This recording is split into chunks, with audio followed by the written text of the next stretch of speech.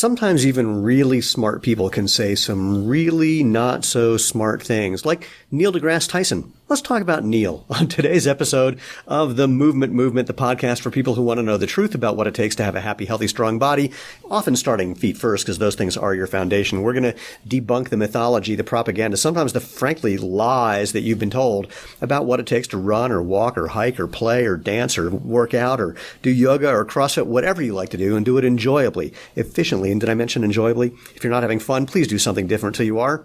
I'm Sashen, your host of the Movement podcast. And if you're watching this, because there's places you can watch this, you know I normally wear a Zero Shoes t-shirt.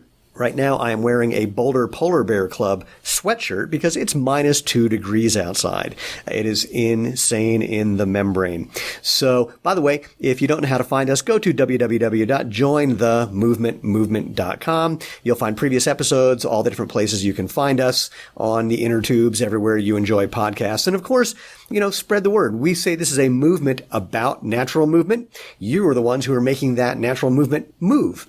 Do that by sharing and liking and thumbs up and hit the bell on YouTube and subscribing and all those things you know how to do. In short, if you want to be part of the tribe, please do subscribe. So what are we talking about, and why am I going to say nasty things about Neil deGrasse Tyson?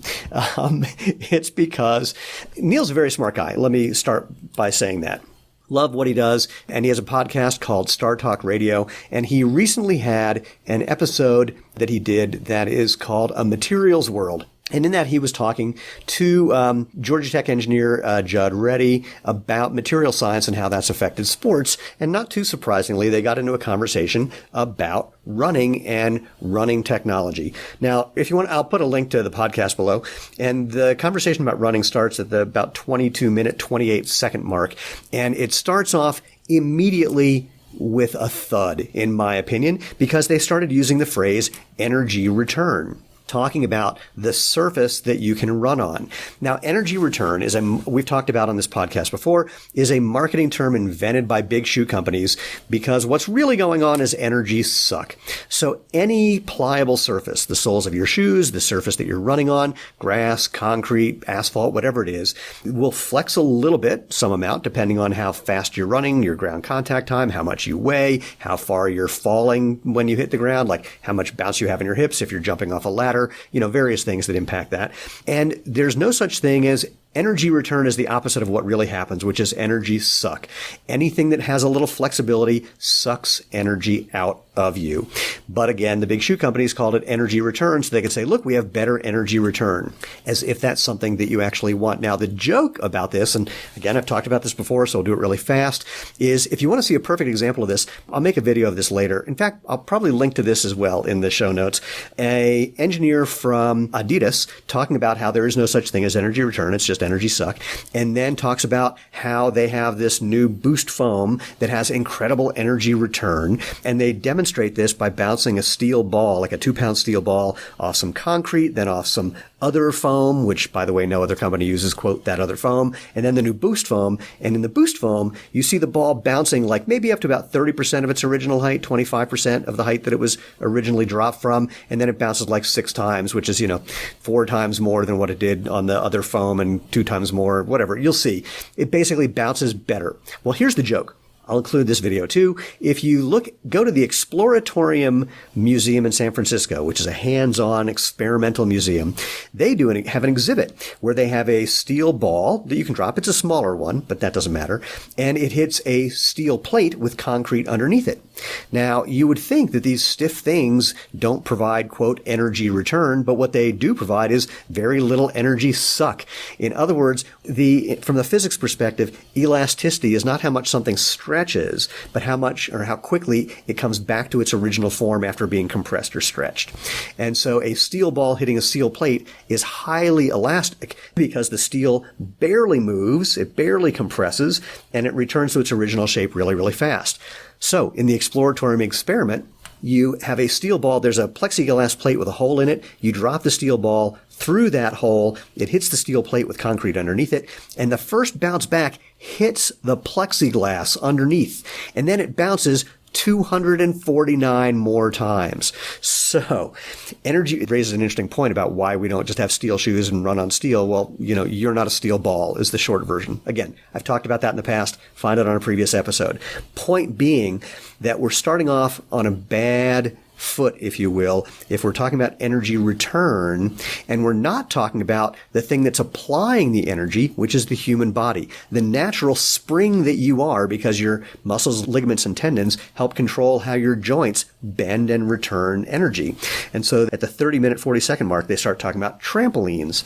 Well, think about trampolines. You can bounce really, really high. You get a lot of, quote, energy return, and I'll say how you get that in a second. But how long can you bounce on a trampoline? Not as long as it takes to run, an average person going out for a 5-mile run or a 3-mile run or even an 800 meters. Why? Because the thing that is applying the energy is your legs, and they get tired after a relatively short amount of flexing and returning and flexing and returning. So the more, quote, energy suck you have, the more your legs are doing the work. But your legs are always doing the work. As Eliud Kipchoge, the guy who ran a sub-2-hour marathon in a pair of Nike shoes, came out months later and said, it's not the shoes, it was my legs doing the running. He was really kind of mad that people kept saying it was the shoes. And I've talked about why it probably wasn't the shoes. Well, definitely wasn't the shoes in, again, a previous episode. So Neil keeps saying, well, why don't we run on a trampoline? And Judd, he responds about, how trampolines help you bounce up. And Neil says, oh yeah, you need friction to go forward. And they get into this whole conversation about trampolines where they completely miss the entire point about running and running fast. First, that trampoline thing where, again, your legs are applying the force. But most importantly, running speed comes from two things. Your stride length, how far you basically bounce from one foot to the next, and your stride frequency, how fast your legs are turning over. The faster the frequency with the same stride length, the faster you run. The longer your stride length, the same stride frequency, the faster you run. If you increase your stride frequency and increase your stride length, you're running even faster. That's it. Why you can't run on a trampoline is trampolines and every kind of foam slow down how much energy you have and often slow down your cadence compared to, say, running barefoot. Slow down your stride frequency because they're sucking some energy out of you. Now, there's an argument about the new Nike shoe that because it is so lightweight and doesn't decrease stride frequency compared to any other shoe, because it's basically, again, just cushioning, then because it's so lightweight, it doesn't change your stride frequency because it's heavy, and it's the same amount of cushioning as before, so it doesn't change your stride frequency because it's not providing either more or less cushioning. But what might be happening is just because it's so high, because it's taller than other shoes, you might be increasing your stride length in the same way that running on stilts would increase your stride length. This is not increasing it by that much, but a little bit makes a big difference. So the trampoline thing is also interesting because on a previous episode, I talked about the Harvard track. And the Harvard track is effectively a trampoline, which means it is supported outside of where your foot hits the ground. This will come back in a second. And it does bounce like a trampoline. And they have some really cool physics that they talk about where basically the springiness of the trampoline is slightly springier than the springiness of the runner. What that means is that when you hit the ground and you end up in mid-stance, when your foot is underneath your body and you're starting to propel yourself forward, what happens at that point is you're starting to apply less force on the ground. You're basically starting to take off the ground. And if the floor underneath you is a little springier than the spring of your legs, then it's going to recoil faster than you're taking off and give you a little extra push. Here's the rub. It only does this if you are the right spring. If you are the right weight, if you're running at the right speed, if you have the right spring in your body, and compared to the way the track is built. So if you're the wrong weight, the wrong speed, the wrong many other things, it won't work. If you're basically a 135-pound, 140-pound, 800-meter runner, that track is going to help you set personal bests. If you're a 200-pound sprinter, it's going to slow you down. If you're a super, super slow jogger, you're probably not going to notice anything about it. So that's the issue with trampolines. Then at about the 32:40 mark, once again, they bring up the Vaporfly. Neil's partner actually brings up the Vaporfly, the Nike shoe. And again, a number of errors from these really smart people, where one, the guys from Georgia Tech says that one of the reasons people are running faster in that shoe is because the carbon fiber plates act like springs. No, they don't.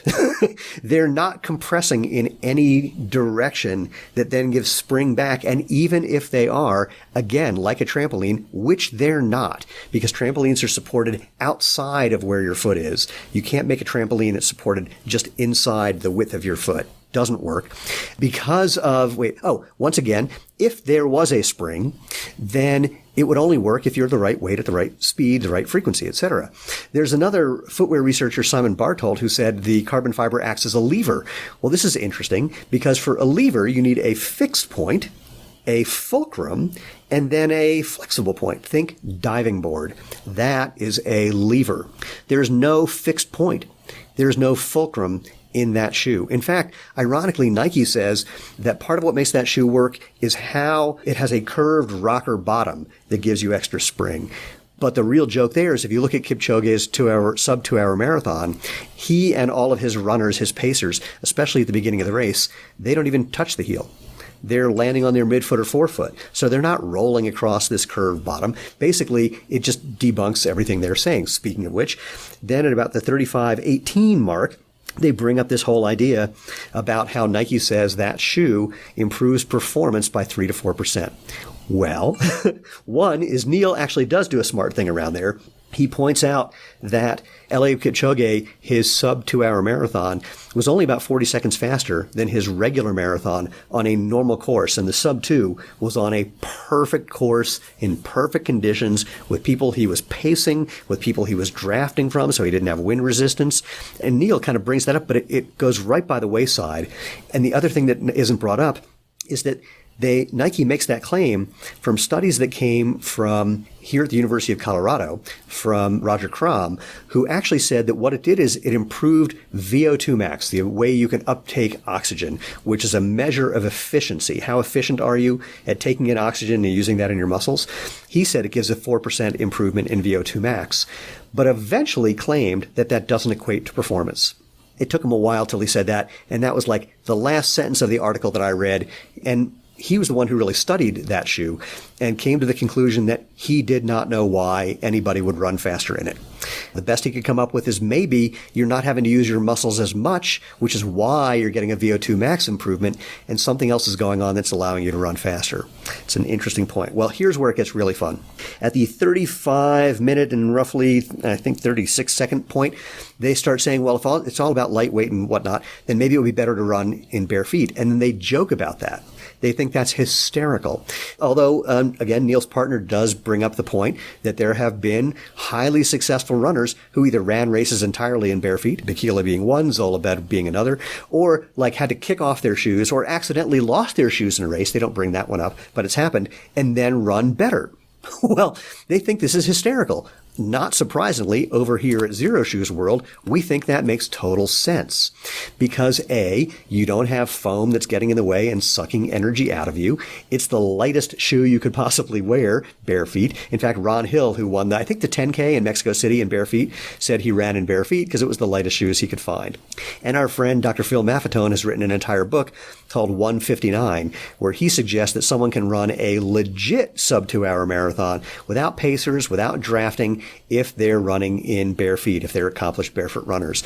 The reason we don't have accomplished barefoot running marathoners is that almost any professional marathoner is getting paid a bunch of money by shoe companies, not like Zero Shoes, who have a bunch of money. Let me say that sentence better. By companies who have a lot of money, unlike Zero Shoes, who does not have a lot of money.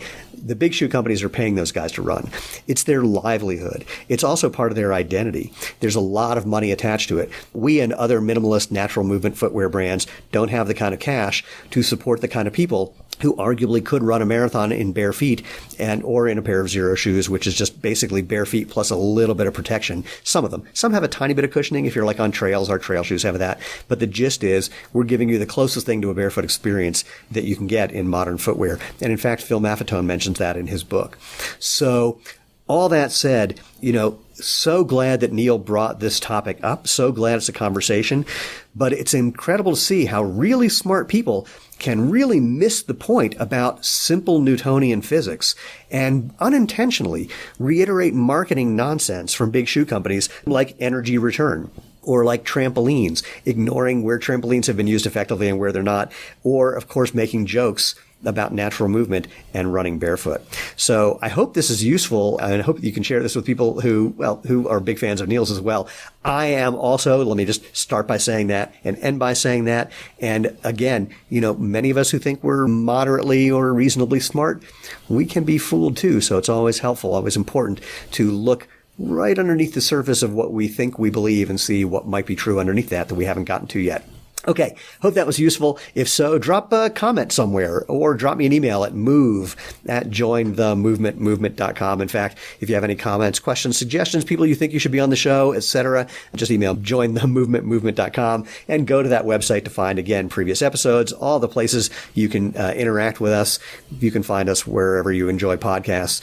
Most importantly, please go out, have fun once it's not -2 degrees outside, and live life feet first.